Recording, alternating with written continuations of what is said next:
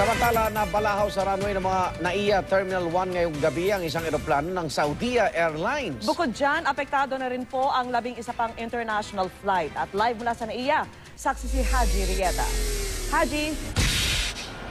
Yes, Igan, Vicky, dahil nga sa aeroplanong nasabing yan ay 300 pasahero agad ang apektado. At bagaman din na tayo pinayagan na makunan ang aeroplano ng Saudia Airlines Flight 871, ay inabutan ko naman at nang kasama ng aking team ang mga pasahero nito habang sakay ng isang bus para dalhin sa isang hotel sa Maynila.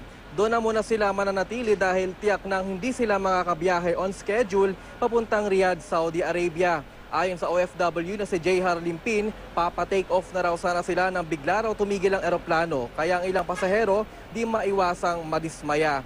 Ayon naman sa pamunuan ng NAIA Terminal 1, alas 7 ng gabi nang malubog sa putik ang kanang gulong ng eroplano at agad namang ibinaba ang 298 na pasahero ng Saudia Airlines. Narito ang pahayag ng mga pasahero na kapanayam natin.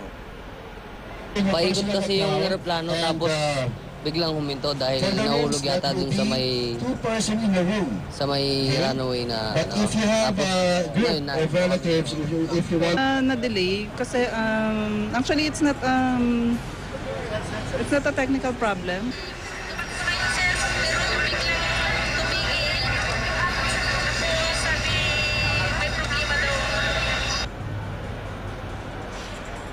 Igan, Vicky, sa ngayon naantay natin ang pahayag ng Saudia Airlines at kaugnay nga niyan ay nasa 11 flights naman dito sa NAIA Terminal 1 ang ngayon apektado dahil nga sa nangyaring ito. At yan may na pinaka-latest mula rito. Ako si Haji Rieta, live mula rito sa Pasay City.